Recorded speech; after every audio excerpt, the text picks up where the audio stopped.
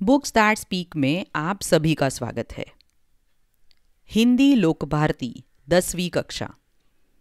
सुनते हैं कहानी गोवा जैसा मैंने देखा। लेखक विनय शर्मा, कहानी का वाचन आसावरी दोषी।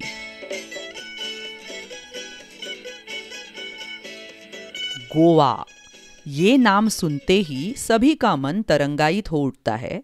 और हो भी क्यों ना, यहाँ की प्रकृति, आबोहवा और जीवन शैली का आकर्षण ही ऐसा है कि पर्यटक खुद ब खुद यहाँ खींचे चले आते हैं। देश के एक कोने में स्थित होने के बावजूद ये छोटा सा राज्य प्रत्येक पर्यटक के दिल की धड़कन है।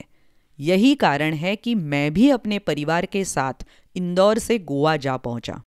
खंडवा से मेरे साढ़ू साहब भी सपरिवार हमारे साथ शामिल हो गए। 23 नवंबर को जब गोवा एक्सप्रेस मडगांव रुकी तो सुबह का उजास हो गया था। एक टैक्सी के हॉर्न ने मेरा ध्यान उसकी ओर खींचा और हम फटाफट उसमें बैठ गए। टैक्सी एक पतली सी सड़क पर दौड़ पड़ी। शीतल हवा के झोंकों से मन प्रसन्न हो गया और यात्रा की सारी थकान मिट गई। मैं सोचने लगा कि पर्यटन का भी अपना ही आनंद है। जब हम जीवन की कई सारी समस्याओं से जूझ रहे हो तो उनसे निजात पाने का सबसे अच्छा तरीका पर्यटन ही है। बदले हुए वातावरण के कारण मन तरोताजा हो जाता है तथा शरीर को कुछ समय के लिए विश्राम मिल जाता है। कुछ देर बाद हमारी टैक्सी मडगांव से 5 किलोमीटर दूर दक्षिण में स्थित कस्बा बेनालियम के एक रिजॉर्ट में आकर रुक गई। ये रिजॉर्ट हमने पहले से ही बुक कर लिया था, इसलिए औपचारिक खानापूर्ति कर हम आराम करने के इरादे से अपने अपने स्यूट में चले गए। इससे पहले कि हम कमरों से बाहर निकले, मैं आपको गोवा की कुछ खास बातें बता दूं। दरअसल गोवा राज्य 2 भागों में बटा हुआ है, दक्षिण गोवा जिला तथा उत्तर गोवा जिला। इसकी राजधानी पणजी मांडवी नदी के किनारे स्थित है। ये नदी काफ़ी बड़ी है तथा वर्ष भर पानी से भरी रहती है। फिर भी समुद्री इलाका होने के कारण यहाँ मौसम में प्रायः उमस तथा हवा में नमी बनी रहती है। शरीर चिपचिपाता रहता है, लेकिन मुंबई जितना नहीं, क्योंकि यहाँ का क्षेत्र हरितिमा से भरपूर है। फिर भी धूप तो तीखी ही होती है। यूं तो गोवा अपने खूबसूरत सफ़ेद रेतीले तटों, महंगे होटलों तथा खास जीवन शैली के लिए जाना जाता है, लेकिन इन सब के बावजूद ये अपने में एक सांस्कृतिक विरासत भी समेटे हुए है। यहाँ की शाम बड़ी अच्छी होती है, तो चलो इस शाम का आनंद लेने के लिए बेनालियम बीच की ओर चले। आप भी चले, क्योंकि बहुत ही खूबसूरत तथा शांत जगह है बेनालियम। दिन भर की थकान तथा उमस भरी गर्मी के बाद शाम को बीच पर जाना बड़ा अच्छा लग रहा था। रिजॉर्ट से बीच की दूरी कोई 1 किलोमीटर ही थी, लेकिन जल्दी जल्दी चलने के बाद भी ये दूरी तय हो ही नहीं पा रही थी। अरब सागर देखने का उत्साह बढ़ता ही जा रहा था। तभी अचानक लहरों की आवाज सुनाई दी, जो किसी रणभेदी की तरह थी। हम सभी दौड़ पड़े। सड़क पीछे छूट गई थी, इसलिए रेत पर तेजी से दौड़ना मुश्किल हो रहा था। फिर भी धसे हुए पैरों को पूरी ताकत से उठा उठा कर भाग रहे थे। खूबसूरत समुंदर देखते ही मैं उससे जाकर लिपट गया। इधर बच्चे रेत का घर बनाने में जुट गए। लहरें उनका घर गिरा देती तो वे दूसरी लहर आने से पहले फिर नया घर बनाने में जुट जाते। यही क्रम चलता रहा। मैंने इन बच्चों से सीखा कि जीवन में आशावाद हो तो कोई काम असंभव नहीं है। शाम गहराने पर हम किनारे पर बैठ गए। मानो हर लहर कह रही हो कि बनने के बाद मिटना ही नियति है। यही जीवन का सत्य भी है। यहाँ एक मज़ेदार दृश्य भी देखने को मिला। लहरों की आवाज़ के बीच पक्षियों की टी टी टी ऐसी आवाज़ भी आपका ध्यान अपनी ओर खींच लेती है। दरअसल ये पक्षी लहरों के साथ बहकर आई मछलियों का शिकार करने के लिए किनारे पर ही मंडराते रहते हैं, लेकिन जब तेज हवा के कारण एक ही दिशा में सीधे नहीं उड़ पाते हैं तो सुस्ताने के लिए किनारे पर बैठ जाते हैं। यहाँ बैठे कुत्तों को इसी बात का इंतजार रहता है। मौका मिलते ही वे इन पर झपट पड़ते हैं, लेकिन बेचारे कुत्तों को सफलता कम ही मिल पाती है। पक्षियों का बैठना, कुत्तों का दौड़ना और पक्षियों का टी टी टी ऐसे करके उड़ जाना, ये दृश्य सैलानियों को अच्छा मनोरंजन करता है। इधर जैसे ही सूर्य देवता ने विदा ली, वैसे ही चंद्रमा की चांदनी में नहाकर समुद्र का नया ही चेहरा नजर आने लगा। अब समुद्र स्याह और भयावह दिखने लगा। अगले दिन हमने बस से गोवा घूमने की योजना बनाई।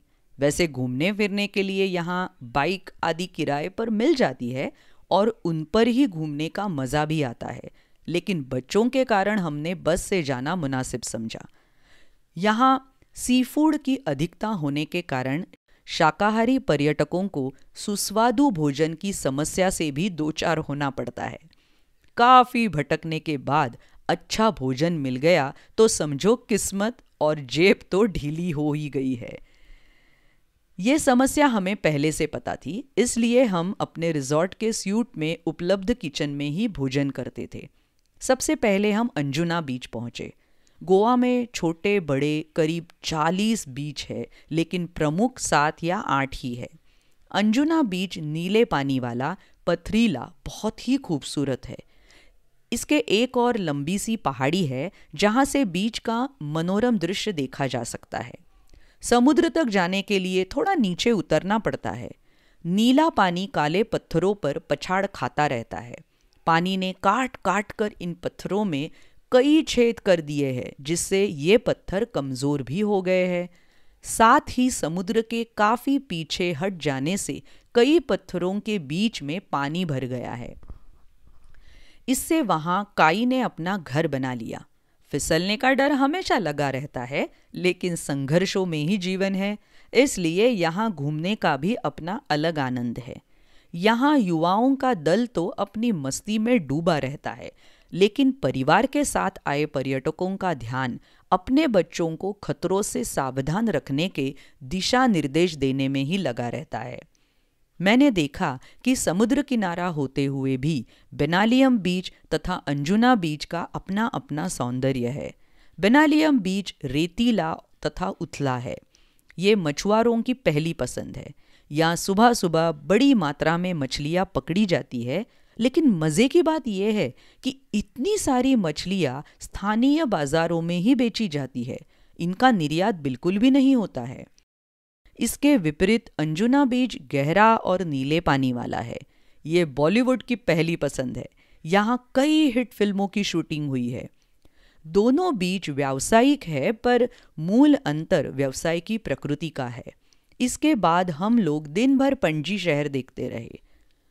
घूम फिर कर शाम को हम कलिंगवुड बीच पर पहुंचे। ये काफ़ी रेतीला तथा गोवा का सबसे लंबा बीच है, जो 3 से 4 किलोमीटर तक फैला है।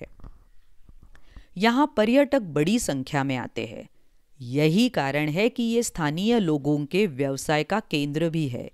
यहाँ कई प्रकार के वाटर स्पोर्ट्स होते हैं, जिनमें कुछ तो हैरतअंगेज है, जिन्हें देखने में ही आनंद आता है। आप भी अपनी रुचि के अनुसार हाथ आजमा सकते हैं। मैंने कई खेलों में हिस्सा लिया, लेकिन सबसे अधिक रोमांच पैराग्लाइडिंग में ही आया। काफ़ी ऊंचाई से अथाह जलराशि को देखना जितना विस्मयकारी है, उतना ही भयावह था। दूर दूर तक पानी ही पानी, तेज हवा और रस्सियों से हवा में लटके हम यानी मैं और मेरी पत्नी दोनों भी डर रहे थे और खुश भी हो रहे थे। डर इस बात का कि छूट गए तो समझो गए, और खुशी इस बात की कि ऐसा रोमांचक दृश्य पहली बार देखा। सचमुच अद्भुत।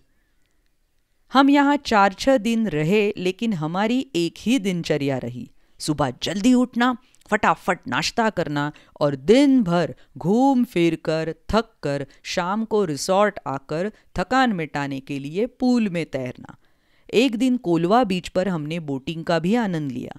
यहाँ हमने डॉल्फिन मछलियाँ देखी। हालांकि ये छोटी थी, पर बच्चों ने अच्छा आनंद लिया। इस दौरान यहाँ नवरात्रि तथा दशहरा पर्व मनाने का सौभाग्य भी प्राप्त हुआ।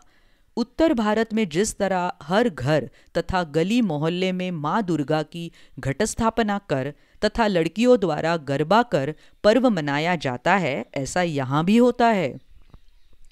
रावण का पुतला कहीं भी नहीं जलाया जाता है। सुबह से लोग अपने वाहनों की सफाई कर उनकी पूजा करते हैं और शाम को भगवान की एक पालकी मंदिर ले जाई जाती है। इसके बाद एक पेड़ विशेष की पत्तियां तोड़कर लोग एक दूसरे को देकर बधाई देते हैं। सबकी अपनी अपनी सांस्कृतिक परंपरा है। इतने कम दिनों में मैं गोवा को पूरा देख समझ तो नहीं पाया, पर इतना ज़रूर समझ गया कि पश्चिमी फैशन और सभ्यता में रचा बसा होने के बावजूद ये भारतीय संस्कृति को पूरी तरह से आत्मसात किए हुए है। पर्यटक फैशन के रंग में कुछ देर के लिए भले ही स्वयं को रंग कर चले जाते हो, लेकिन स्थानीय लोग अपनी सांस्कृतिक परंपरा की उंगली अब भी पकड़े हुए हैं।